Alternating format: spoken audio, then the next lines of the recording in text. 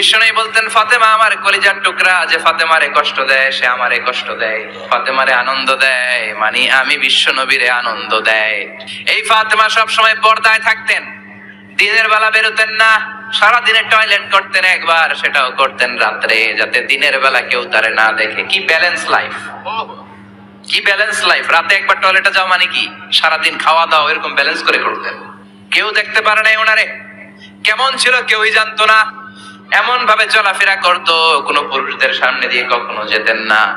এজন্য ইন্তেকালের আগে আলীকে বললেন, আলী, বিশ্বনবীর ওসিয়ত অনুযায়ী কিছুদিন পরে আমি আমার বাবার সাথে সাক্ষাৎ করব। ইন্তেকালের সময় বেশি লোক আমার জানাজাতে আসার দরকার নাই, নিজেরা দোয়া করে দিলে চলবে। আর আমার জানাজার খাটিয়ার উপর দিয়ে বিশাল একটা বোরকা দিয়ে দিও। এটার আরবিতে বলে নাউশ। কি বলে? এই প্রথম কোন নারী তার খাটিয়ার উপরে নাউশ ব্যবহার করেছে, জন্য এটাকে বলে সুন্নাতু ফাতিমা, ফাতেমার সুন্নাত। সাইয়েদাতুনা ফাতেমার আগে কেউ জানাজার খাটিয়াতে নাউশ ব্যবহার করে নাই। আল্লাহু আকবার। আলীকে বলে গেলেন, আলী, অল্প কয়েকজন পুরুষ নিয়ে জানাজা দিও, বেশি মানুষের কাছে আমারে নিও না। দুনিয়ার বুকে আমি লুকিয়ে লুকিয়ে চলতাম, মরার পরে লুকিয়ে লুকিয়ে আল্লাহর কাছে চলে যেতে চাই, পুরুষদের সামনে আমারে নিও না। হাসান বলে, নানাজি, আপনার মেয়ের নামের বিচার, ফাতেমার নামের বিচার। বিশ্বনবী বললেন, ও হাসান, আমার মেয়ে ফাতেমার আবার কি বিচার, কি অপরাধ আমার ফাতেমার? হাসান হোসেন চোখের পানি ছেড়ে দিয়ে ডেকে বলে, নানাজি, আপনার মেয়ে আমাদেরকে খাবার দেয় না কেন? খাবার দেয় না কেন বিচার দিলাম। গতকাল সারাদিন বলেছে রাত্রিবেলা খাবার দিবে, রাতে খাবার দেয় নাই। আমাদেরকে বলেছে তোমরা ঘুমিয়ে যাও, আমি রান্না করি, সকালে দিব। ঘুমায় গেলাম, সকাল বেলায় খাবার চাইলাম, আপনার মেয়ে ফাতেমা তখন আমাদেরকে খাবার দেয় না। দাদা, আমরা ছোট্ট দুইটা মানুষ ক্ষুধার জ্বালায় বেহুশ হয়ে যাই, আর সহ্য করতে পারি না, আপনার মেয়ে খাবার দেয় না। দুপুর হয়ে গেল, দুইজনে কান্নাকাটি করি, আপনার মেয়ে এখন পর্যন্ত আমাদেরকে খাবার দেয় নাই। আমরা দুজন তো আর সহ্য করতে পারি না, কেন আপনার মেয়ে আমাদের সাথে এমন করে? আপনার কাছে বিচারে দিলাম, আপনি বিচার করেন। বিশ্বনবী আর কি বিচার করবেন? ধা ধা করে বিশ্বনবী চোখের পানিগুলো ছাড়েন, হুসাইনকে জড়িয়ে ধরলেন, হাসানকে জড়িয়ে ধরলেন, ডেকে বললেন, হাসান রে, কাছে আয়। বিশ্বনবী শাম দেশের জুব্বা পড়তেন, শাম দেশের জুব্বাটা উপরের দিকে উঠালেন, হাসানকে দেখালেন, এই তো দেখ তোর নানার পেটের মধ্যে 3টা পাথর। দেখালেন, এই তো দেখ তোর নানার পেটের মধ্যে 3টা পাথর বাঁধা। একদিন না খেয়ে থাকার কারণে তোদের পেটে এত জ্বালা, এত কষ্ট। আমি বিশ্বনবীর পেটে গত 3 দিন যাবত কোনো দানা পানি পড়ে নাই। আমি বিশ্বনবী তো না খেয়ে আছি রে হাসান, আমি তো 3 দিন না খেয়ে আছি, আমার পেটেও তো কিছু নাই। নানাও কাঁদলেন, নাতিও কাঁদলেন, পুরো পৃথিবীও কাঁদলো, ঠিক না? ওই কঠিন ক্ষুধার দিন, ওই কঠিন দুর্ভিক্ষের দিন বিশ্বনবী যদি তার স্পেশাল দোয়াটা করতেন, জান্নাত থেকে জিব্রাইলকে দিয়ে খাবারের বস্তা পাঠিয়ে দিত কে? ওই দিন বিশ্বনবী দোয়াটা করে নাই। আমার জন্য, আপনার জন্য, আমাদের জন্য দোয়াটা এখনো আসরাটাই। কি দিল দরিয়া নবী ছিল, নিজের বিপদের কথা ভুলে গিয়ে, নাতির বিপদের কথা ভুলে গিয়ে, ফ্যামিলির কথা ভুলে গিয়ে উম্মতের জন্য কেঁদেছে, ঠিক কিনা? গোটা বিশ্বের জন্য শিক্ষা এনেছে, সভ্যতা এনেছে, আমাদেরকে ভদ্রতা শিখিয়েছে। আর ওই নবীরে গালি দেয় এরকম কিছু ব্লগার বাংলার জমিনে আছে না নাই? তারা মানুষ নাকি শয়তান? এগুলো পিতৃ পরিচয়হীন জারদ সন্তান, জোরে বলেন ঠিক কিনা? দুই জায়গায় কেউ যদি আমাদেরকে ইনসাল্ট করে আমরা সহ্য করতে পারি না। এক হচ্ছে কোরআন, কোরআনকে নিয়ে গালি দিলে আমাদের কলিজায় আগুন আছে না নাই? বিশ্বনবীরে গালি দিলে কলিজায় আগুন ধরে যায়, যদি না ধরে যায় তুমি মুমিন নও, তুমি মুনাফিক। চিল্লা এখন ঠিক কিনা? আসল মানুষের বড় অভাব, অন্যের দুঃখে কাঁদবে, অন্যের জ্বালা নিজের অন্তরেও জ্বালার সৃষ্টি করবে, সেই মানুষ আর নাই, ঠিক কিনা? বিশ্বনবীর আগের গুনাহও নাই, পরের গুনাহও নাই, তারপরেও মুনাজাতে হাউমাউ করে কাঁদতেন। তিনি দোয়ায় বলতেন, আল্লাহ ইন্নী আব্দু কবনু আব্দি কবনু আমাতিক নাসিয়াতি বিয়াদিক। ও আল্লাহ, আমি আপনার গোলাম, গোলামের ঘরের গোলাম, বান্দির ঘরের গোলাম। আল্লাহ, আমি আপনার গোলাম, গোলামের ঘরের গোলাম, মানে আমার বাপ আব্দুল্লাহ আপনার গোলাম, আমরা গোলাম বংশের। সুবহানাল্লাহ। গোটা বিশ্বের শ্রেষ্ঠ মানুষটা নিজের গোলাম বলতে দ্বিধাবোধ করতো না। বলতো আমি আপনার গোলাম, গোলামের ঘরের গোলাম, বান্দির ঘরের গোলাম, নাসিয়াতি বিয়াদিক, আমার মাথার চুলের ছুটি আপনার হাতের মুঠোয়, আমার চুলের ছুটি আপনার হাতের মুঠোয়, গোলামের মতো যেখানেই টানবেন আমি ওখানেই যাব। আল্লাহু আকবার। এই ছিল বিশ্বনবীর বিনয়। নিজেকে গোলাম বলতে স্বাচ্ছন্দ্য বোধ করতেন, কোনোদিন জীবনে অহংকার করেন নাই। কোনদিন বিশ্বনবী কারোর সাথে মুসাফা করতে যে নিজে আগে হাত টানেন নাই, যতক্ষণ না ওই লোকটা তার হাত টেনে নিয়েছে। সুবহানাল্লাহ। আর বিশ্বনবীর হাত ছিল আলিয়ানু মিনাদ দিবাজ, রেশমের কাপড়ের চেয়েও নরম। সিল্ক চিনেন? সিল্ক, সিল্কের কাপড়ের চেয়ে বিশ্বনবীর হাত ছিল নরম। এই নরম হাত মুসাফার মধ্যে যে একবার পাইতো কেউ ছাড়তে চাইতো না, ধরেই রাখতো। আর বিশ্বনবী নরম হৃদয়ের নবী, কেউ যদি না ছাড়ে বিশ্বনবীও ছাড়তেন না। সুবহানাল্লাহ। ওই নবী মুনাজাতে কাঁদতেন। এজন্য ভাইরা এই কথা বললেন না আল্লাহ আমার দোয়া শোনে না, আপনি দোয়ার মতো দোয়া করেন নাই, এজন্য শোনে নাই, ঠিক কি না? দোয়া কবুল হওয়ার রহস্য হচ্ছে চোখের পানি। বিশ্বনবী বললেন দুইটা চোখের পানি আল্লাহর কাছে সব চাইতে সেরা। এক হলো জিহাদের ময়দানে রক্তের ফোঁটা, দ্বিতীয় হলো আল্লাহর ভয়ে মোনাজাতের মধ্যে চোখ থেকে বেয়ে বেয়ে পড়া পানির ফোঁটা। আবার বিশ্বনবী বললেন অনুশোচনার চোখের পানি, চোখ দিয়ে নাকের ডগা বেয়ে বেয়ে জমিনে পড়ার আগে ওই দোয়াটা কবুল করে নেয় কে? এজন্য চাওয়ার সময় নিজেরে ছোট করেন, বলবেন আল্লাহ আমি আপনার গোলাম, গোলামের ঘরের গোলাম, বান্দির ঘরের গোলাম, আমার চাইতে ক্ষুদ্র ছোট কেউ নাই, এমন কোন গুনাহ নাই আমি করি নাই, তুমি ছাড়া আমারে পার করার কেউ নাই, ঠিক কিনা? এরকম দোয়ার মধ্যে নিজেরে ছোট করে দেন, আপনার দোয়া কবুল করবে কে? এজন্য সব সময় চাইবে একজনের কাছে, তিনি কে? একদল আছে বা এক শ্রেণীর লোক আছে, রোগে যখন পড়ে তখন আল্লাহরে ডাকে, রোগ ভালো হয়ে যায় আল্লাহরে ভুলে যায়, আছে না নাই? নির্বাচনের আগে আল্লাহরে ডাকে, নির্বাচন শেষ আল্লাহরে ভুলে যায়, আছে না নাই? সমস্যায় পড়েছে আল্লাহরে ডাকে, সমস্যা নাই আল্লাহরে ভুলে যায়, আছে না নাই? রব্বুল আলামিন বলেন স্পেশাল কিছু সময় আছে, ওই সময় দোয়া করলে দোয়া কবুল করে নেয় কে? আল্লাহ। তাহাজ্জুদের সময় দোয়া করবেন, ওয়া মিনাল লাইলি ফাতাহাজ্জাদ বিহি নাফিলাতান লাকা আসা আইয়াবআসাকা রাব্বুকা মাকামাম মাহমুদা। তাহাজ্জুদের নামাজ পড়লে আপনার মর্যাদা বাড়ায় দিবে কে? আল্লাহ। এখন হুজুর আমরা তো ফজরই পড়ি না, তাহাজ্জুদ কখন পড়বো? তাহাজ্জুদ তো তাদের যারা ফজর পড়ে, ঠিক কি না? ফজরই তো পড়ে না, তাহাজ্জুদ কখন? ফজরের সময় মসজিদের বেহাল দশা। ফজরের সময় যত মসজিদে নামাজ পড়লাম খালি মুরব্বি চাচাদেরকে পাওয়া যায়, ইয়াং ছেলেরা নাই। ফজরের নামাজ মুরব্বিদের জন্য নয়, ফজরের নামাজ তোমাদের মতো ইয়াংস্টার যারা আছো তাদের জন্য, ঠিক কি না? এই যৌবন বয়সের ইবাদত আল্লাহর কাছে সবচাইতে প্রিয়। খেয়াল করে বোঝার চেষ্টা করো, যুবক বয়সে যদি গভর্নমেন্ট সার্ভিস করো, বার্ধক্যে উপনীত হলে পেনশন আছে না নাই? অনুরূপ ভাবে যুবক বয়সে যদি ইবাদত করো, বার্ধক্য অবস্থায় ইবাদত করতে না পারলেও পেনশনের হিসাবে তোমার আমলনামায় সওয়াব দিয়ে দিবে কে? এজন্য যুবক বয়সের ইবাদত আল্লাহর কাছে প্রিয়।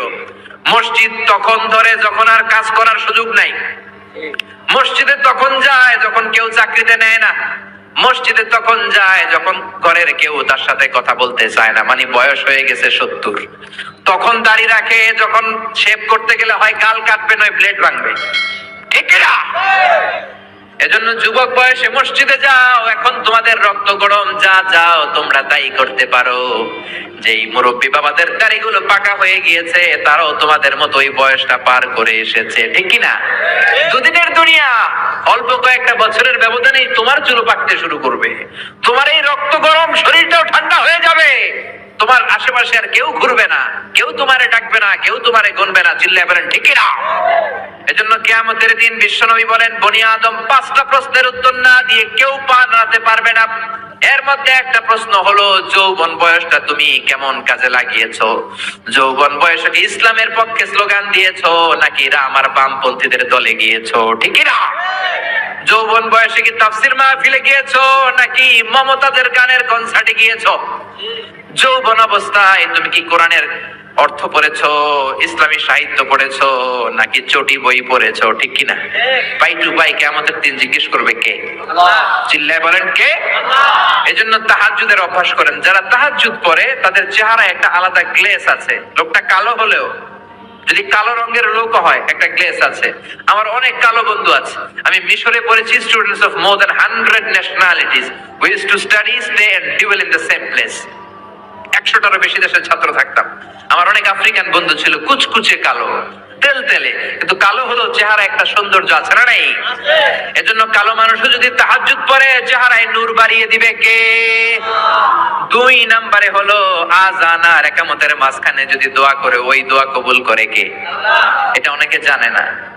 আযান দিয়েছে, মসজিদে গিয়েছে, সুন্নত নামাজ পড়ে বসে আছে, কখন ইকামত হবে, আরো 5 মিনিট বাকি, মাথা চুলকায়, আছে না নাই? মোবাইল টেপাটেপি করে, ফেসবুকিং করে, ঘড়ির দিকে তাকায় আছে, ঘড়ির কাঁটাও ঘুরে, ওর মাথাও ঘুরে, আছে না নাই?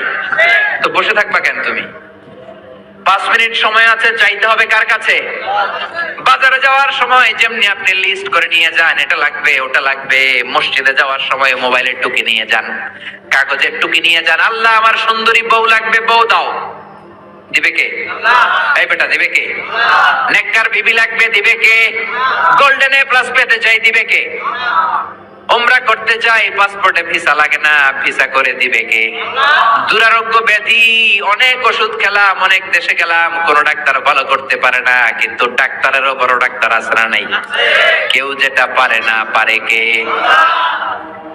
আযান ইকামতের মাঝখানে দোয়া আল্লাহ ফেরায় না। হাদিসে এসেছে দুআ লা ইরাদ্দু বাইনাল আযানি ওয়াল ইকামা, আযান এবং ইকামতের মাঝখানে সময়টাতে দোয়া করবেন। তারপরে বিশ্বনবী বললেন দুবুরাস সালাওয়াতিল মাকতুবা, ফরজ নামাজের পরে দোয়া করলে কবুল করে কে? আল্লাহ। এই তাসবির সুন্নাত নাই।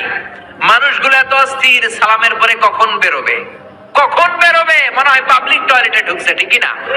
মনে হয় পাবলিক টয়লেটে এসেছে, মসজিদে ঢুকেছো, আল্লাহুম্মা বলে তুমি ঢুকে গেলা আল্লাহর নাম নিয়ে। যখন মসজিদে ঢুকে গেলা, তোমার মাথার উপরে রহমত ঢালছে কে? আল্লাহ। মসজিদ হচ্ছে রহমতের জায়গা।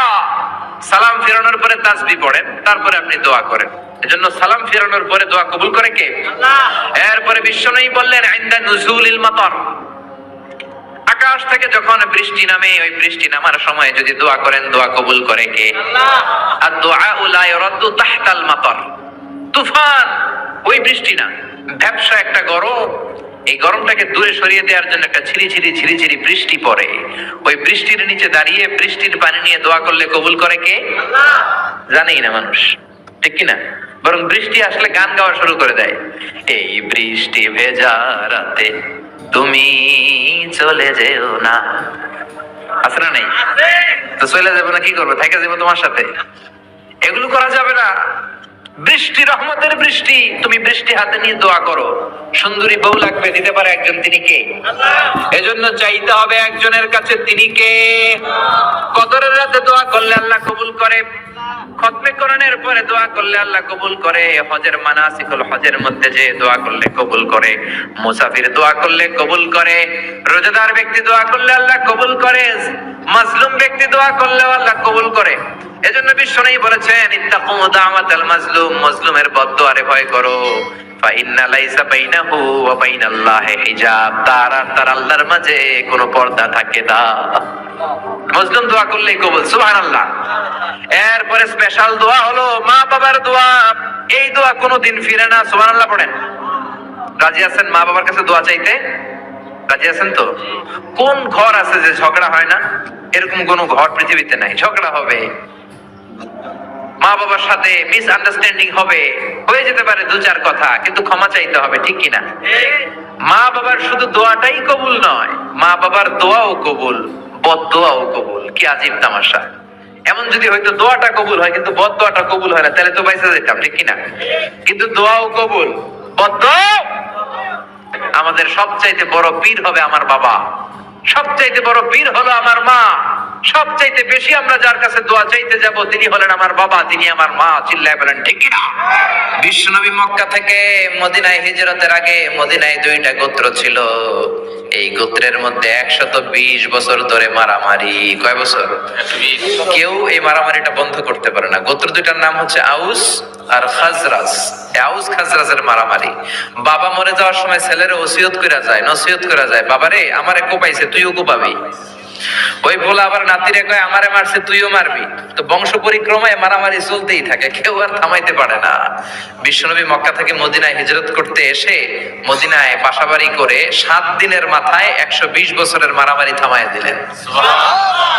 কি নবী ছিল, মিলায় দিতেন। ফাসলিহু বাইনা আখাওয়াইকুম, ভাইয়ে ভাইয়ে মারামারি লাগলে মিলায় দাও। স্বামী স্ত্রীর ঝগড়া হলে মিলায়ে দিবেন। এজন্য মায়েরা বোনেরা, বিশ্বনবী বলেছেন তাকফুরনাল আশিরা, মেয়েদের সবচেয়ে বড় একটা সমস্যা হচ্ছে স্বামীর নাশুকরি করে। স্বামী দিতে পারলে ভালো, দিতে না পারলে কয় তুমি আমার জীবনে কিচ্ছু দাও নাই। এরকম আছে না নাই? স্বামী আর স্ত্রী বানায় যেজন মিস্ত্রি সে বড় আজব কারিগর, ঠিক কি না?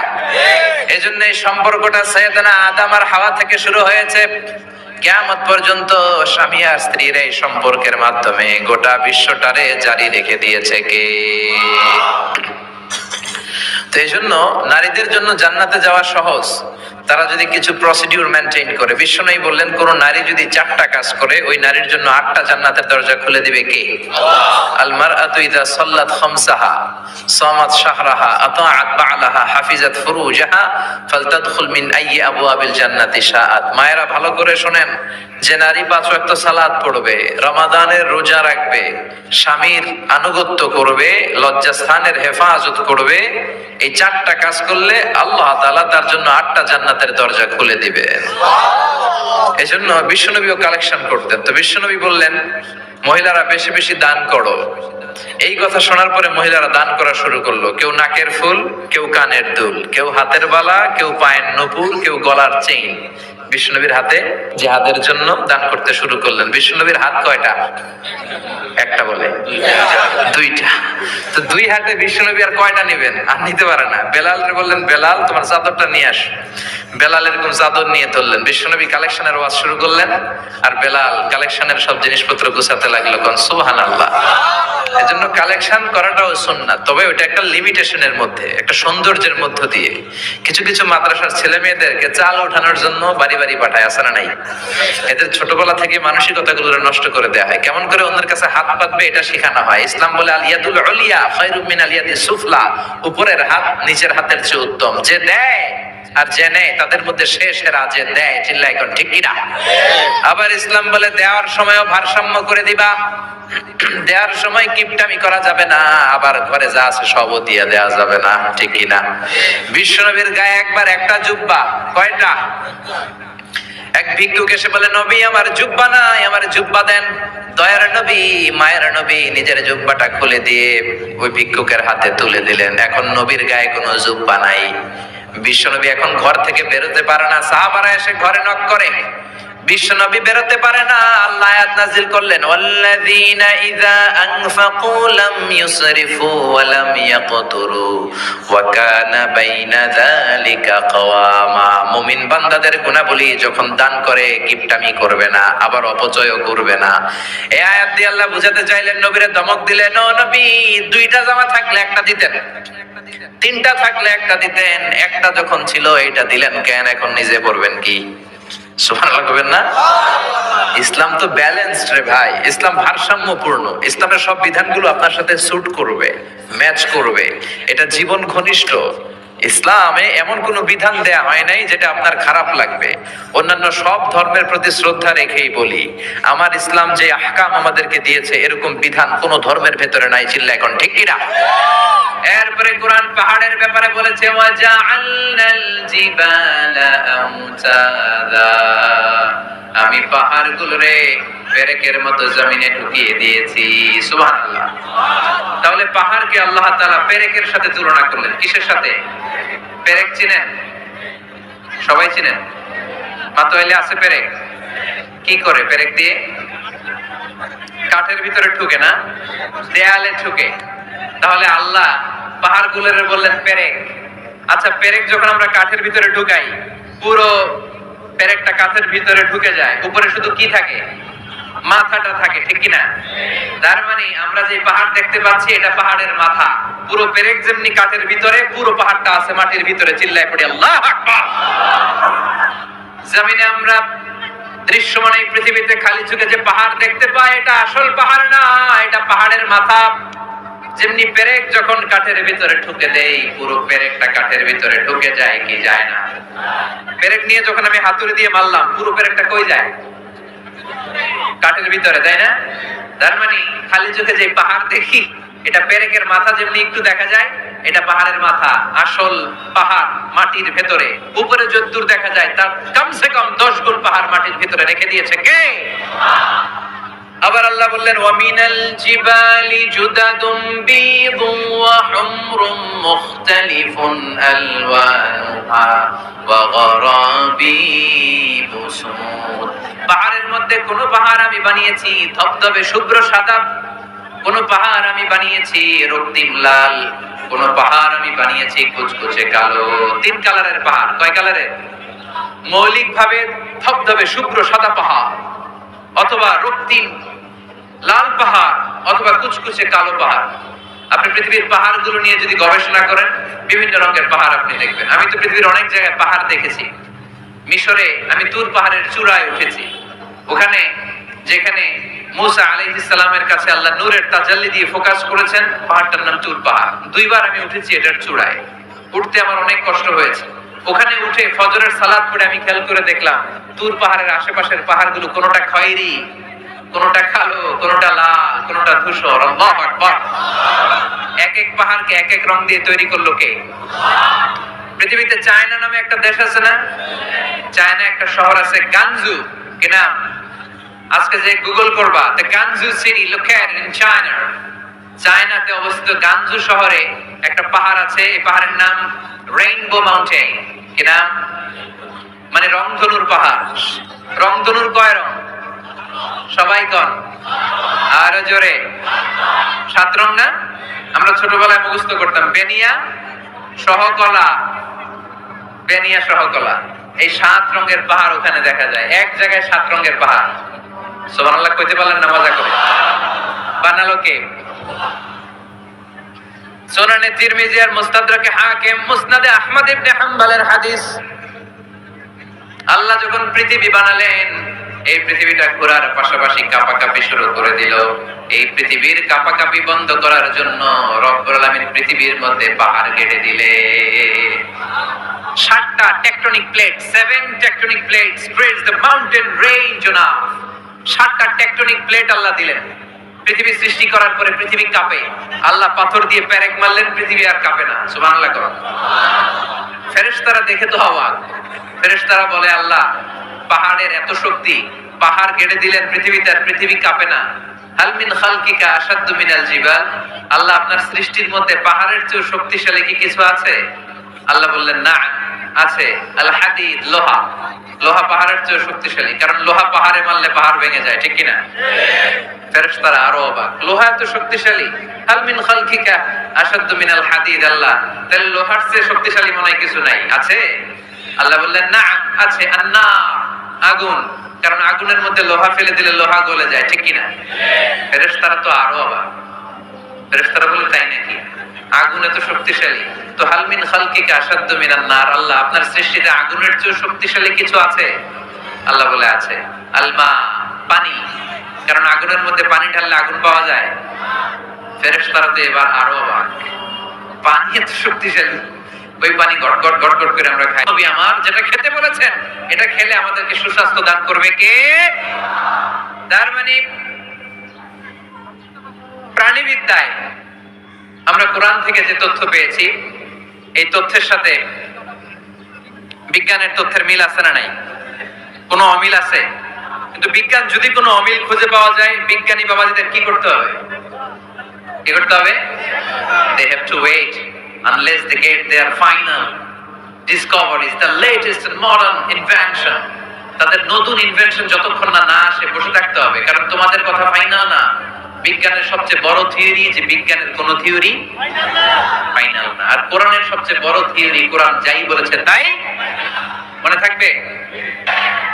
এজন্য কোনো কিছু যদি বিজ্ঞানী ভাইয়েরা অমিল পান, ওয়েট, বসেন, রিল্যাক্স, চা খান,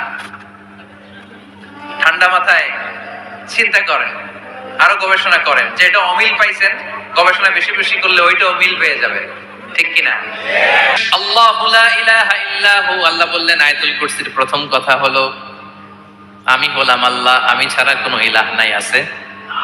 আওয়াজ করে বলেন। শেষ।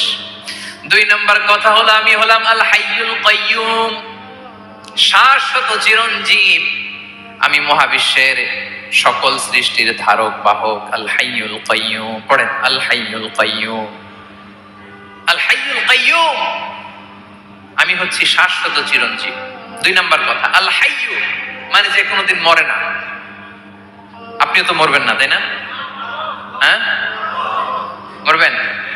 আপনার দাদা, বাবা, আমিও, আমার ছেলেও, নাতিও, পুতিও, সুতিও সব মরে যাবে। মরবে না একজন, তিনি কে? আল হাইয়ু মানে হচ্ছে এভার লিভিং, যে কোনোদিন মরবে। দাইমুল হায়াত, চিরঞ্জীব, শাশ্বত, কোনোদিন মরবে না। সুবহানাল্লাহ পড়ো। তিনি সূচনাহীন অতীত থেকে আছেন। আমার ভাইয়ের আমার দিকে তাকান। তিনি সূচনাহীন অতীত থেকে আছেন।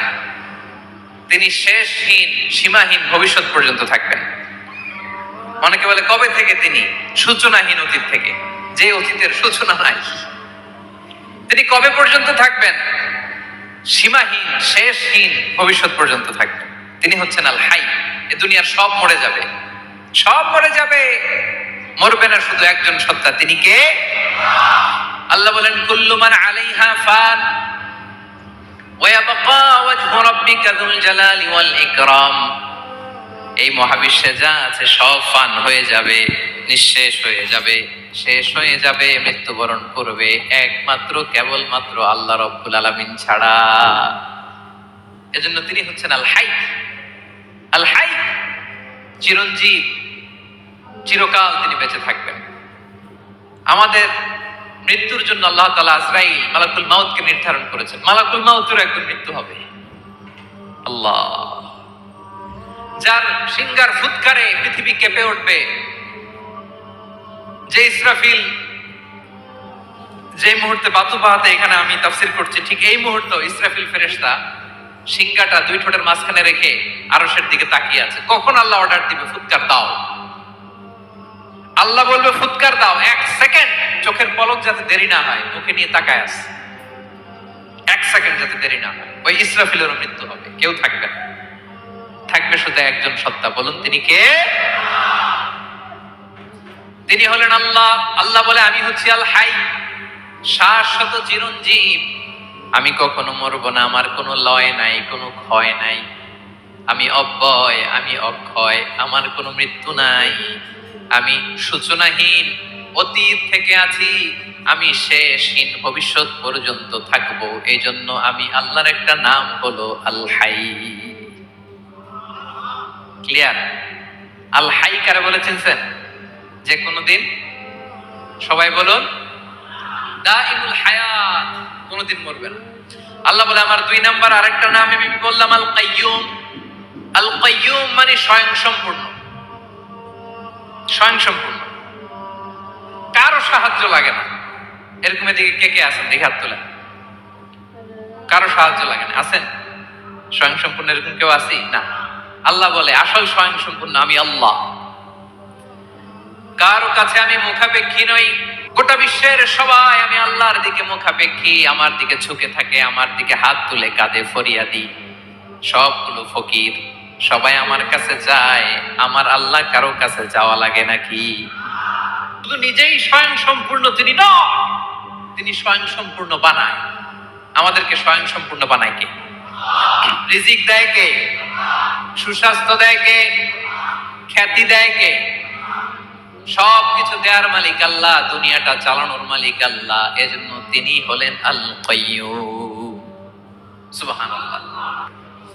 মায়ের পেটের ভেতরে যখন ছিলাম রিজিক দিয়েছে কে?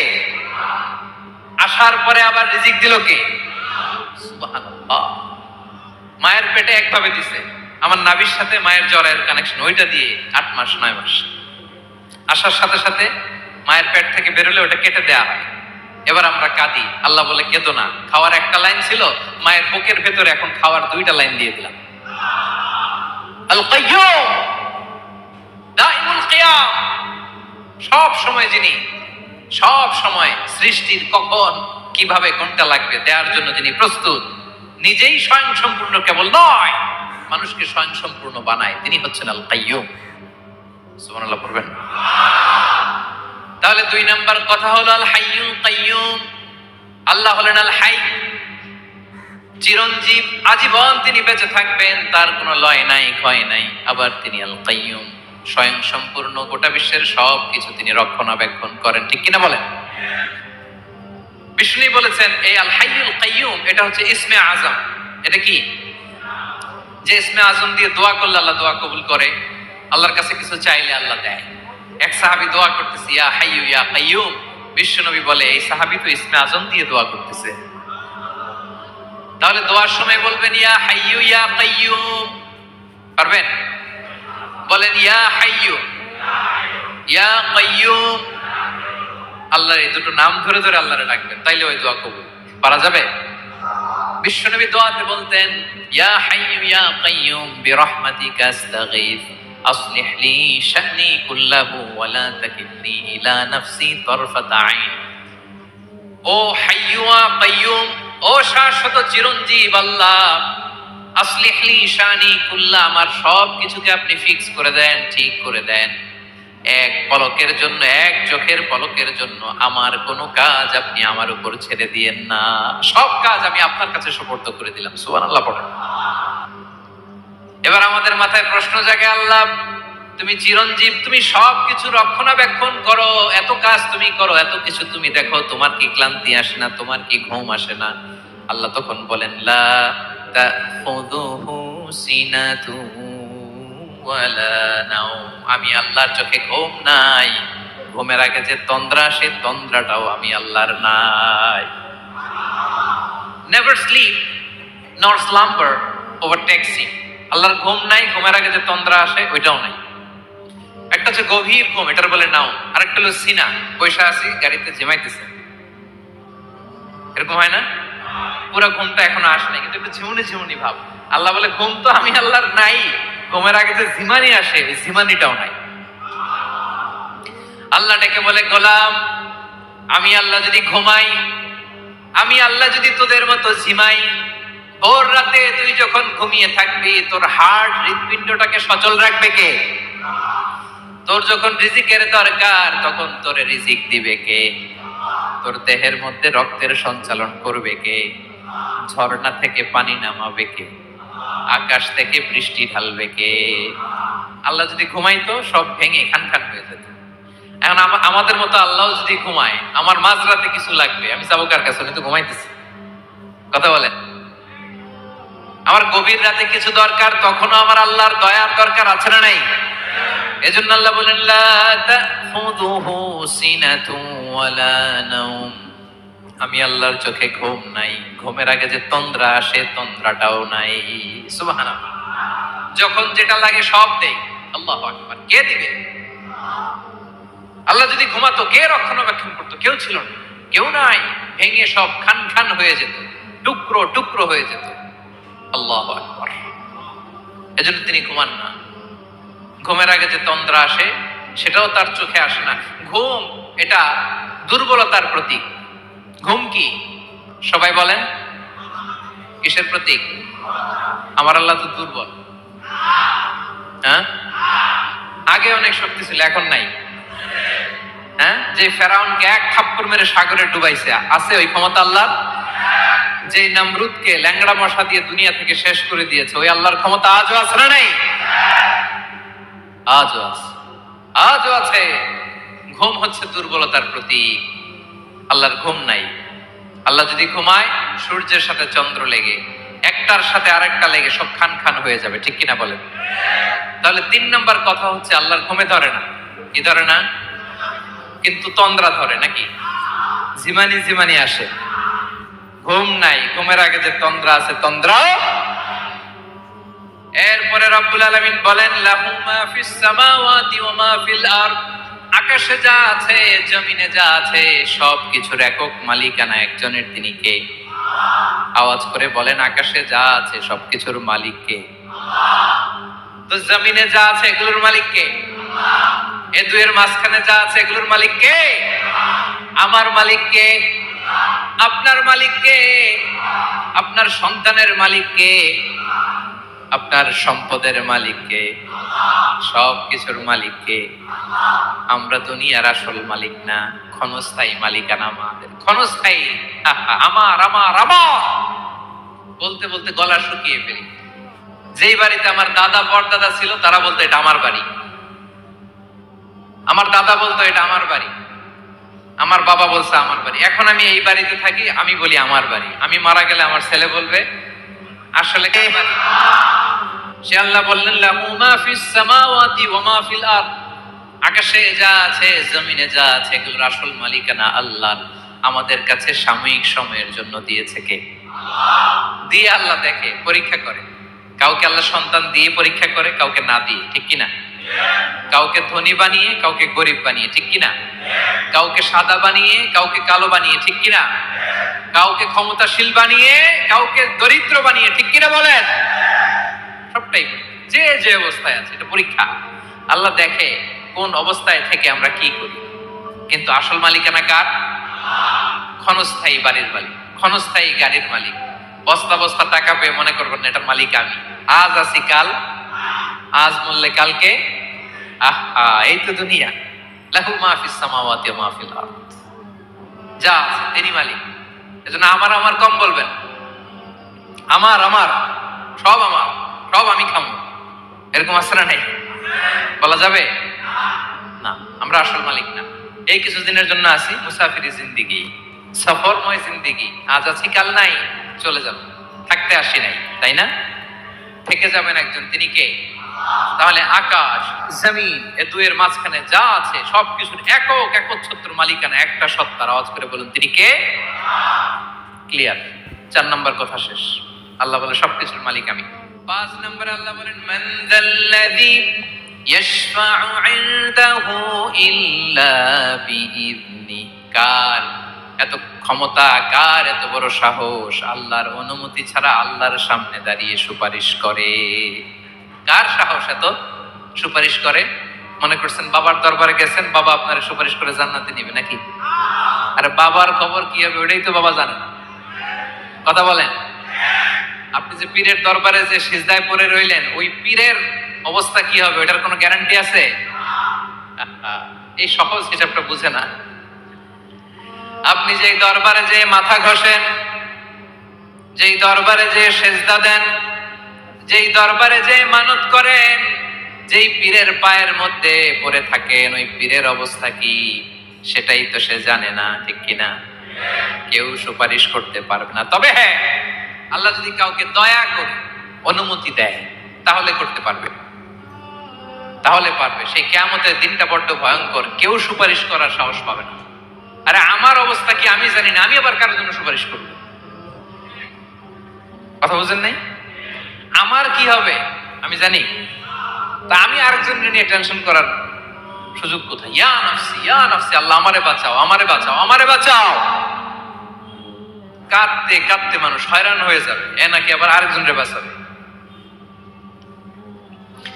বিশ্বনবী বলেন, বিশ্বনবী একবার ছাগলের রান খাচ্ছিলেন। রান খেতে খেতে বিশ্বনবী বলেন আনা সাইয়্যিদুন নাস ইয়াউমাল কিয়ামা, আমি কিয়ামতের দিন সর্বশ্রেষ্ঠ হব, মানুষের মধ্যে সর্বশ্রেষ্ঠ সেরা আমি বিশ্বনবী। আলহামদুলিল্লাহ পড়েন। বিশ্বনবী বলেন সেদিনটা বড্ড ভয়ঙ্কর।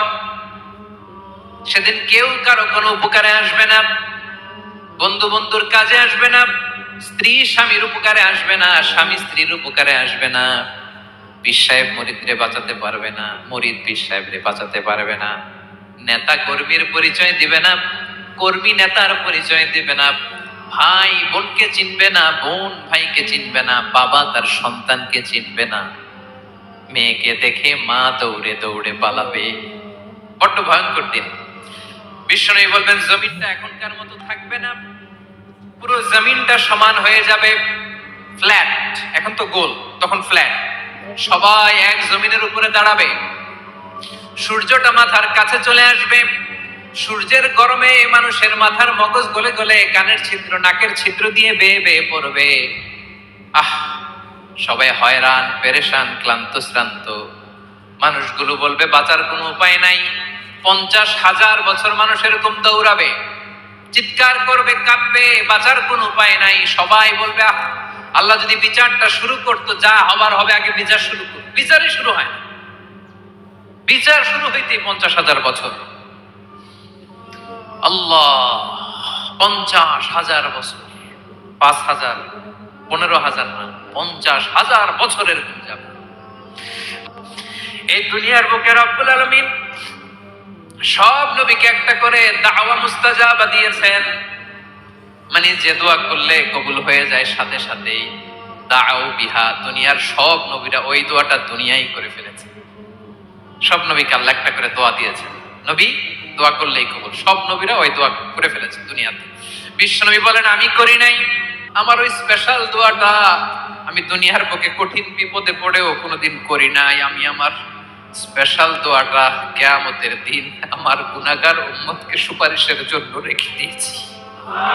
আজকে আমি তোমার দরবারে দাঁড়িয়ে কিয়ামতের দিন ওই দোয়াটা করছি। আল্লাহ, আমার যে উম্মতের হৃদয়ে যাররা পরিমাণ ঈমান আছে, আমার একটা উম্মতকেও তুমি জাহান্নামে ঢোকাতে পারবা না। শেষ যে লোকটা জান্নাতে যাবে, তাকে আল্লাহ তাআলা জাহান্নামের আগুনে পোড়াতে পোড়াতে ছাই বানিয়ে ফেলবে। আল্লাহ বলবেন জিবরাইল যাও একটু দেখো, একটা মাত্র সেজদা দিয়েছে আমাকে, এরকম কাউরে পাওয়া যায় কিনা। বাটি চালান দিয়ে দেখো পাওয়া যায় কিনা। খুঁজে খুঁজে কাউরে পাবে না। আল্লাহ বললেন আবার দেখো, খুঁজে খুঁজে একজনকে পাবে। সামান্য ইমানের ছিটে ফোঁটা তার অন্তরে ছিল। আল্লাহ বলবেন যেহেতু ছিটে ফোঁটা আছে, অনেক মায়ের খাইছে, ওকে বের করে জাহান্নাম থেকে বের করে একটা নির্ধারিত দূরত্বে রেখে দাও। রেখে দেওয়া হবে, কিন্তু জাহান্নামের আগুনের লেলিহান শিখাতে তার গা ঝলসে যাবে। সে আল্লাহর ডেকে বলবে মাবুদ, তোমার কাছে আমি কিছু চাই না। জাহান্নাম থেকে তুমি আমাকে বের করেছো, জীবন নদীর পানি তুমি আমার গায়ের মধ্যে ঢেলে দিয়েছো, আমি আবার সজীবতা ফিরে পেয়েছি। আমি তোমার কাছে জান্নাত চাই না, শুধু নিরাপদ একটা দূরত্বে আমাকে রেখে আসো, যাতে জাহান্নামের আগুন আমারে কষ্ট দিতে না পারে। আল্লাহ, আমি কিন্তু তোমার কাছে জান্নাত চাই না। কি চাই না? কি চাই না? জান্নাত চাই না, কিন্তু জাহান্নামের আগুন আমারে কষ্ট দিচ্ছে, এতটা দূরত্বে রাখো যাতে জাহান্নামের আগুন আমার গায়ে না লাগে। আল্লাহ বললেন ওকে রাখবো, কিন্তু আমার সাথে একটা কন্ট্রাক্টে যেতে হবে, যে এটা তোমাকে দিলে তুমি আর নতুন করে কিছু চাবা না। সে বলবে আমি রাজি, কন্ট্রাক্ট হয়ে যাবে। আল্লাহ জিব্রাইলকে বলবেন যাও, এমন দূরত্বে রাখো যাতে জাহান্নামের আগুন ওরে কষ্ট না দেয়। রেখে আসা হবে। অনেক দিন সে ওখানে আনন্দে থাকবে, আল্লাহ শুকরিয়া করবে। সে মনে মনে বলবে বেঁচে গিয়েছি, আমি বেঁচে গিয়েছি, জীবনে আর কিছু চাই না, জাহান্নাম থেকে আমি বেঁচে গিয়েছি।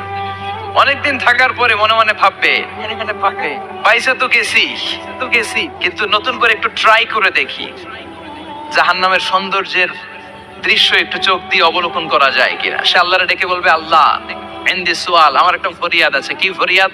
আল্লাহ আগেই বলে রাখি, আমি কিন্তু জান্নাতে যেতে চাই না। আল্লাহ বলবেন কি চাও? সে বলবে আল্লাহ তোমার জান্নাতটা তুমি কত সুন্দর করে বানিয়েছো, আমি একটা নজর শুধু দেখতে চাই।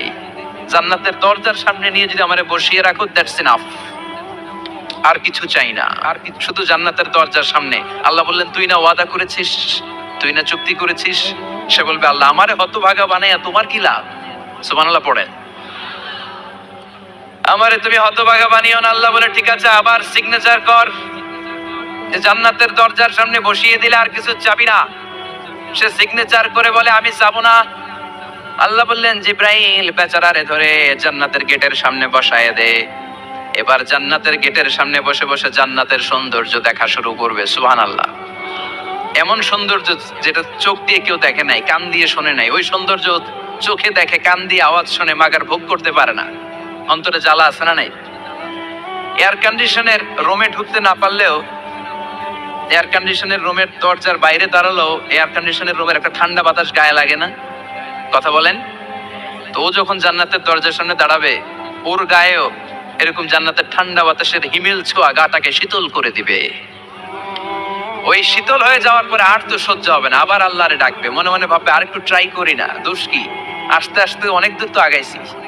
সুবহানাল্লাহ কইবেন না? এবার আল্লাহরে বলবে আল্লাহ ইনদি সুআল, আল্লাহ তুমি যদি কোনো বিষয়ে নতুন করে ডিসিশন নাও, তোমারে জিজ্ঞেস করার মতো কি কেউ আছে?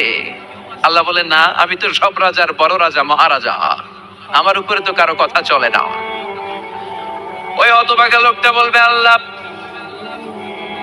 এত সুন্দর জান্নাত তুমি বানালাম, চোখ দিয়ে সৌন্দর্য দেখি, কান দিয়ে আওয়াজগুলো শুনি, হুর আর গেলমান হেঁটে বেড়ায়, এত সুন্দর জান্নাত চোখ দিয়ে দেখি, ঢুকতে পারি না, আমারে কষ্ট দিয়ে তোমার কি লাভ? ও আল্লাহ, আমারে তুমি মাফ করে দাও, জান্নাতের চিপার মধ্যে এক কর্নারে তুমি একটু আমারে জায়গা করে দাও।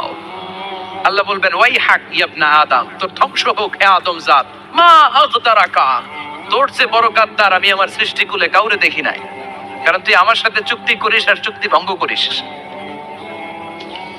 আল্লাহর রহমতের দরিয়ায় তখন জোশ খেলে যাবে, ওর আকুতি মিনতি চাহনি আল্লাহর রহমতের দরিয়ার মধ্যে জোশ লাগিয়ে দিবে, আল্লাহর দয়া হয়ে যাবে, মায়া হয়ে যাবে। আল্লাহ বলবেন, ঠিক আছে জান্নাতে যা। লোকটা এবার এক দৌড়ে জান্নাতের ভিতরে ঢুকে যাবে। লোকটার দৌড় দেখে আবার লোকটারে আল্লাহ ডেকে বলবে, একটু দাঁড়া, একটু দাঁড়া, জান্নাত তো দিছি, তো দৌড় দিলি কেন? সুবহানাল্লাহ কইবেন না? লোকটি বলবে, আল্লাহ প্ল্যান তো আমি কম করি নাই, এত চেষ্টার ফলে আমি আসতে পারছি, আবার যদি তুমি বাইর করে দাও, এই জন্য এক দৌড়ে এমন চিপার মধ্যে লুকাবো যাতে তুমি আমার না দেখো। আবার আল্লাহর রহমতের দরিয়ায় জোশ খেলে যাবে, আল্লাহ কাছে ডাকবে, কাছে আয়, ও গোলাম তোর কি মনে চায় আমারে বল, আজকে তুই চাইতে থাক, আমি দিতে দিতে তোর মনের সব আশা পূরণ করে দেব। লোকটা খুশি হয়ে বলবে, আল্লাহ আমারে এটা দাও, বাড়ি দাও, গাড়ি দাও, নারী দাও, এটা দাও, ওটা দাও, একের পর এক চাইতে থাকবে, আল্লাহ সব তারে দিতে থাকবে। চাইতে চাইতে লোকটার সব চাওয়া যখন শেষ, সে বলবে, আল্লাহ আর আমার চাওয়ার কিছু নাই। আল্লাহ বলেন, নো, এত তাড়াতাড়ি যে তুমি খেলা শেষ করতে পারবা না মানুষ, আমার সাথে তোমার এই খেলা আরো লম্বা সময় চলতে হবে, তোমার অনেক কিছু চাইতে হবে। তুই আজকে চাইতে চাইতে তোর সব চাও আমার কাছে বলবি, আর আমি দিতে দিতে তোর জীবন ধন্য করে দেব। সে আবার চাইতে শুরু করবে, আল্লাহ এটা দাও, ওটা দাও, ওটা দাও, আল্লাহ দিতে দিতে সব দিবে। এরপরে বলবে, আল্লাহ মাফও চাই, দোয়াও চাই, আর চাওয়ার কিছু নাই। আল্লাহ বলবেন, তাই ঠিক আছে, তোরে আমি জান্নাতে ঢুকাই দিলাম, তবে মনে রাখিস তোর জান্নাতটা হবে সবচেয়ে ছোট জান্নাত, আর তোর জান্নাতটা হবে এই পৃথিবীর 10 গুণ। চিল্লা এখন সুবহানাল্লাহ। বুখারীর বর্ণনা, আখিরু মান দাখালাল জান্নাত, যে লোকটা সর্বশেষ অনেক মাইর খাইয়া রিমান্ডে থাকার পরে জান্নাতে ঢুকবে, তার জান্নাতটা যদি পৃথিবীর 10 গুণ হয়, তাহলে আমাদের সবাইরে ফেরদাউসে ঢুকাতে আল্লাহর কোনো সমস্যা আছে? চিল্লায় বলেন, সমস্যা আছে? এজন্য আমরা আল্লাহর কাছে কোন জান্নাত চাই? কথা বলেন। রব্বুল আলামিন বলেন, ওয়াসিকাল্লাযীনা ইত্তাকাউ রাব্বাহুম ইলাল জান্নাতি যুমারা হাত্তা ইযা জাউহা ওয়া ফুতিহাত أبوابها وقال لهم خزنتها سلام عليكم طبتم فادخلوها خالدين। সুবহানাল্লাহ পড়েন। আমরা এবার জান্নাতে ঢুকবো, সব জান্নাতীদেরকে নিয়ে আল্লাহ তাআলা বলবেন, ও ফেরেশতারা, আমার জান্নাতীদেরকে তোমরা ওয়েল রিসেপশন দিয়ে, রেড কার্পেট রিসেপশন, লাল গালিচার সংবর্ধনা দিয়ে জান্নাতে নিয়ে যাও। ফেরেশতারা পেছন থেকে আল্লাহকে যারা ভয় করে জান্নাতের উপযুক্ত হয়েছে সবাইকে নিয়ে জান্নাতে ছুটবে। অমিয়া, কোন প্রোগ্রামে যদি মন্ত্রী আসে, মেম্বার অফ দ্য পার্লামেন্ট আসে, কিংবা প্রধানমন্ত্রী আসে, ওনার শুভাগমন উপলক্ষে আমরা অনেকগুলো ওয়েলকামিং রিসেপশন গেট বানাই না? কথা বলেন। সুজানগরের মধ্যে বানায় টানায় না? আজকের মাহফিলের তো কয়েকটা গেট দেখলাম আমি, বানাই না আমরা? Welcoming reception gate. জান্নাতীদের জন্য এরকম, আপনারা যারা ফেরদাউসে ঢুকবেন আপনাদের জন্য এরকম ওয়েলকামিং রিসেপশন গেট থাকবে। ফেরেশতারা জান্নাতীদেরকে হাঁকিয়ে হাঁকিয়ে নিয়ে চলবে, আহলান ওয়া সাহলান মারহাবান বিকুম, কংগ্রাচুলেশন, আসেন আসেন আমরা সবাই মিলে জান্নাতে যাই। জান্নাতীরা আনন্দের চোটে ছুটবে আর ছুটবে, ছুটতে ছুটতে ছুটতে ছুটতে হঠাৎ করে বিশাল একটা ওয়েলকামিং রিসেপশন গেট পেয়ে যাবে। এই গেটটা যে কত সুন্দর আমি বর্ণনা দিয়ে বোঝাতে পারবো না। এই গেটের আশেপাশে ডানে বায়ে থাকবে অসাধারণ পরিবেশ, ফুলের বাগান, নাচ নেয়ামতে ভরপুর, রিফ্রেশমেন্ট, ফুড আইটেম, খাবার দাবারে ভরপুর, এত চমৎকার জায়গা। এই জায়গাটাতে জান্নাতীরা দেখে জান্নাত মনে করে ওইখানেই বসে যাবে। জান্নাতীরা মনে করবে এটাই জান্নাত, জান্নাতকে মজা লেলো, জান্নাত তোমারই হে, চলো আমরা খাওয়া দাওয়া শুরু করি, ফুর্তি শুরু করি। খাওয়া দাওয়া শুরু করবে। ফেরেশতারা বলবে, no, you are absolutely wrong, আপনারা ভুল করছেন, এটা জান্নাত না, এটা জান্নাতের গেট। দিল্লি কা লাট্টু হ্যায়, দিল্লি বহুত দূর হ্যায়। দিল্লির লাট্টু খাইবার শখ, তো দিল্লি যাইতে হবে, তো এখানে তো দিল্লির লাট্টু পাওয়া যায় না, ঠিক কি না? ও জান্নাতীরা, জান্নাতের মজা নিতে চাও, এটা তো জান্নাত না, জান্নাতের গেট। জান্নাতীরা আবার এই জায়গা ছেড়ে হাঁটতে শুরু করবে। হাঁটতে হাঁটতে হাঁটতে হাঁটতে দ্বিতীয় ওয়েলকামিং রিসেপশন গেটের সামনে এসে জান্নাতীরা ফেরেশতাদেরকে আর জিজ্ঞেস করে না যে এইটা না সামনে। ওরা এতটা নিশ্চিত যে এইটা তো জান্নাত না হয়ে পারেই না, কারণ এইটা আগেরটার চেয়ে অনেক বেশি সুন্দর। হিউজ স্পেস, অ্যামেজিং প্লেস, অসাধারণ জায়গা। জান্নাত মনে করে আবার খাওয়া দাওয়া শুরু। ফেরেশতারা আবার বলবে, you are absolutely wrong man, the paradise is far away. জান্নাত তো অনেক দূরে, এটা ওয়েলকামিং রিসেপশন গেট। দিল্লি কা লাট্টু হ্যায়, দিল্লি বহুত দূর হ্যায়। আসল জিনিস খাইতে চাইলে সামনে যাইতে হবে। আবার জান্নাতীরা ছুটবে, যেতে যেতে যেতে যেতে 3 নাম্বার গেটের সামনে আসবে। এবার 100% নিশ্চিত, 100% কনফার্ম যে এটা জান্নাত না হয়ে পারেই না। লেটস চিয়ার, চলো এবার চিয়ার করি। কি করি? আনন্দ উৎসব করি। ফেরেশতারা বলবে, না, ভুল করছেন, এটাও না, জান্নাত সামনে। সুবহানাল্লাহ পড়েছে।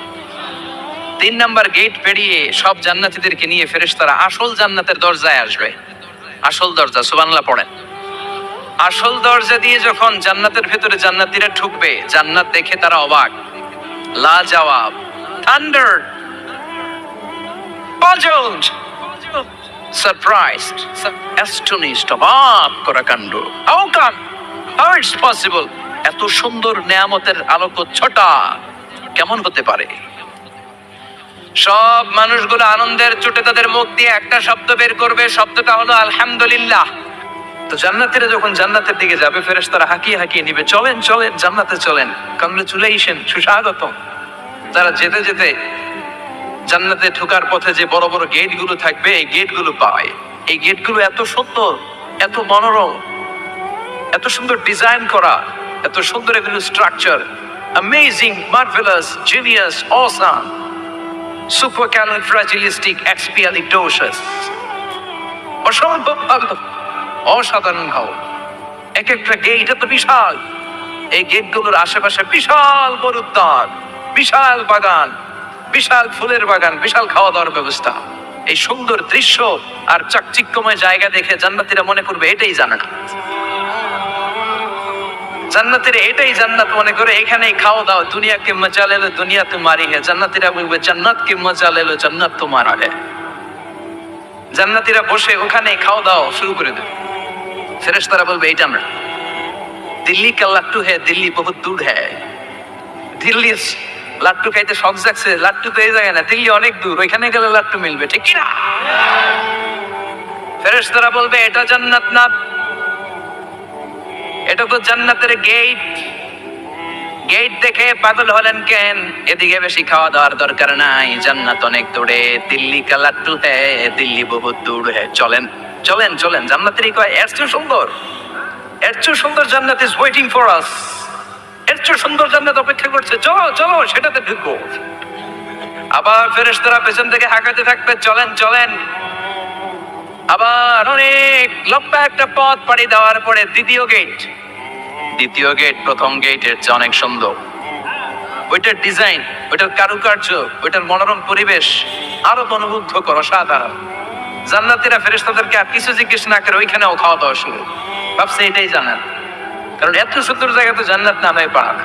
ফেরেশতারা আবার বলবে, দিল্লি কা লাট্টু হ্যায়, দিল্লি বহুত দূর হ্যায়। মানে বলবে জান্নাত অনেক দূরে, এটা জান্নাত নয়, এটা তো গেট, ওয়েলকামিং রিসেপশন গেট।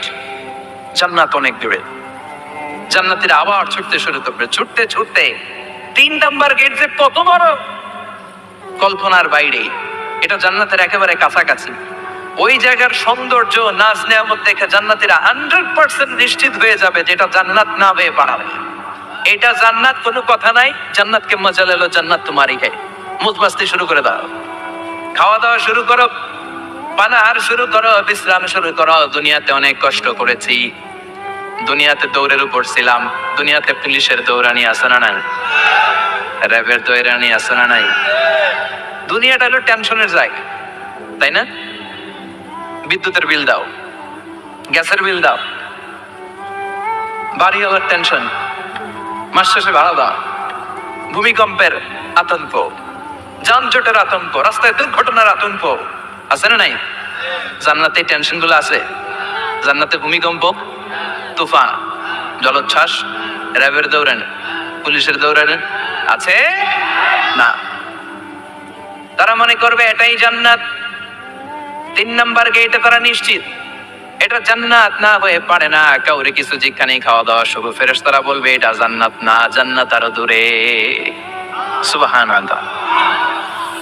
আবার জান্নাতীরা উঠতে শুরু করবে, যেতে যেতে যেতে যেতে যেতে যেতে তাদের কাঙ্ক্ষিত জান্নাতের সামনে চলে আসবে। বিশাল জান্নাতের প্রধান ফটক। এই ফটক দিয়ে সব জান্নাতীরা, কয়েক কোটি জান্নাতি এক ধাক্কায় ঢুকে যাবে। মা বাইনা মক্কা ওয়া হাজার, মক্কা থেকে বাহরাইন শহরের হাজার পর্যন্ত যত এরিয়া, কয়েক হাজার কিলোমিটার, একটা গেট। এরকম কয় গেট আছে? 8টা। সুবহানাল্লাহ পড়ো। কোটি কোটি জান্নাতীরা এক ধাক্কায় ঢুকবে। এক ধাক্কায় ঢোকার পরে জান্নাতের নাজ নেয়ামত দেখে সব জান্নাতীরা shocked, thunder, puzzled, astonished, surprised। মুখ দিয়ে কোনো আওয়াজ নাই, খেয়ে যাবে। এত সুন্দর হয় কি করে? সব জান্নাতীরা মনের অজান্তে মুখ দিয়ে একটা শব্দ উচ্চারণ করবে। শব্দটা হলো আলহামদুলিল্লাহ। وقالوا الحمد لله الذي أورثنا الأرض نتبوأ من الجنة حيث نشاء فنعم أجر العاملين। প্রশংসা ওই আল্লাহর, যে আল্লাহ জান্নাতের মধ্যে আমাদের জন্য এত সুন্দর বাসস্থানের ব্যবস্থা করে দিয়েছে। দুনিয়াতে মুমিনরা ভালো কিছু পাইলে কি করতো? তো জান্নাতে যেটা ভুলে যাবে? কথা বলেন। জান্নাতে যেও মুমিনদের মুখ নিঃসৃত সর্বপ্রথম যে শব্দটা, সেটা কি? আওয়াজ করে বলেন, সেই শব্দটা কি? আলহামদুলিল্লাহ। আলহামদুলিল্লাহ পরে তারা আল্লাহর শুকরিয়া করবে, ডানে বায়ে নজর করবে, দেখবে বিশাল বড় বড় পালঙ্ক, খাট, ফুলসজ্জা, সিংহাসন, সোফা সেটের সারি, ফিহা সুরুরুন মারফুআতুন ওয়া আকওয়াবুন মাওদুআতুন ওয়া নামারিকু মাসফুফাতুন ওয়া যারাবিয়্যু মাবসুসা। সুবহানাল্লাহ পড়েন। বিশাল বড় বড় সিংহাসন, বিশাল বিশাল সোফা সেটের সারি, বিশাল বড় বড় কার্পেট, বালিশের সারি, পানপাত্রগুলো সাজানো আছে। জান্নাতীরা সব একসাথে যে যার মতো বিভিন্ন জায়গায় বসে যাবে। সুবহানাল্লাহ পড়ে। মুত্তাকিনা আলাইহা মুতাকাবিলিন, হেলান দিয়ে বলবে সোফা সেটের মধ্যে আরাম করে, একে অপরের মুখোমুখি হয়ে, পিঠ দেখিয়ে নয়। আল্লাহু আকবার। জান্নাতের সিংহাসন গুলার মধ্যে বসে বসে, সোফা সেটের মধ্যে বসে বসে হেলান দিয়ে জান্নাতীরা ডানে বায়ে সামনে পেছনে জান্নাতের সৌন্দর্য অবলোকন শুরু করবে। ডান দিকে তাকায় দেখবে পাখির কিচিরমিচির, বাম দিকে তাকায় দেখে বিশাল তাজমহল, রাজমহল আছে না নাই? বড় বড় প্যালেস, রাজপ্রাসাদ, সিংহাসন, বাংলো বাড়ি, বাগান বাড়ি, ডুপ্লেক্স বাড়ি, ট্রিপ্লেক্স বাড়ি। আল্লাহু আকবার। যেদিকে তাকায় শুধু সৌন্দর্য। একদিকে তাকালে পাখির কিচিরমিচির, একদিকে তাকালে বিশাল ফুলের বাগান, একদিকে তাকালে বিশাল রাজমহল, তাজমহল, খাসমহল, আর একদিকে তাকালে বিশাল বড় বড় ফোয়ারা, পানির ঝর্ণা। জান্নাতের ভেতরে ঝর্ণা আছে না নাই? ঝর্ণা ঝর্ণা ঝর্ণা রে, বলনা বলনা বলনা রে, কার বিরহে পাগল পাড়া তুই, কার মিলনে ফুল ফসলে ভরার তোর দুকুল ভুই, কার মিলনে ফুল ফসলে ভরার তোর দুকুল বই। ঝর্ণা ঝর্ণা ঝর্ণা রে, বলনা বলনা বলনা রে, কার বিরহে পাগল পড়া তুই। সুবহানাল্লাহ। জান্নাতিন তাজরি মিন তাহতিহাল আনহার। আল্লাহ বলবেন এত চমৎকার সুন্দর জান্নাত তোমাদের জন্য তৈরি করে রেখেছি, যেই জান্নাতের নিচ দিয়ে প্রবাহিত হবে স্রোতস্বিনী ঝর্ণা ধারা। ঝর্ণা প্রবাহিত হবে নিচ দিয়ে। আইনান তুসাম্মা ফিহা সালসাবিলা, বিশেষ একটা ঝর্ণা ফোয়ারা থাকবে, এটার নাম হচ্ছে সালসাবিল। সেটার নাম কি? চিল্লায় বলেন, সেটার নাম কি? এভাবে জান্নাতীরা ডানে বায়ে সামনে পেছনে জান্নাতের নাজ নেয়ামত দেখতে থাকবে। নাজ নেয়ামত দেখা শেষে এবার খাবারের পালা। কিসের বালা? ফুড অ্যান্ড রিফ্রেশমেন্ট জান্নাতীদেরকে দেয়া হবে, খাবার দাবার। সর্বপ্রথম জান্নাতীদেরকে কি খাওয়ানো হবে জানেন? বুখারীর বর্ণনা, আউয়ালু মা ইয়াকুলু বিহি আহলুল জান্নাহ ফাজিয়াদাতু কাবিদিল হুত। The first meal and snacks will be served for the Jannah holder is fish liver fry. মাছের ভুনা কলিজা।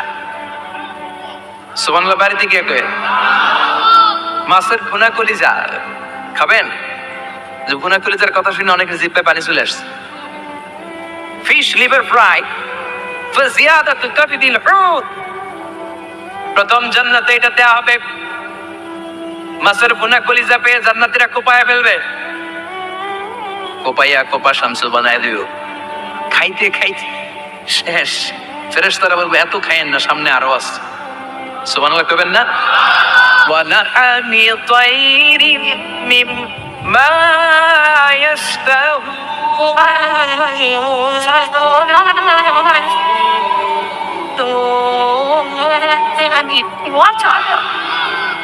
ওয়ালাহমি তাইরিন মিম্মা ইয়াশতাহুন।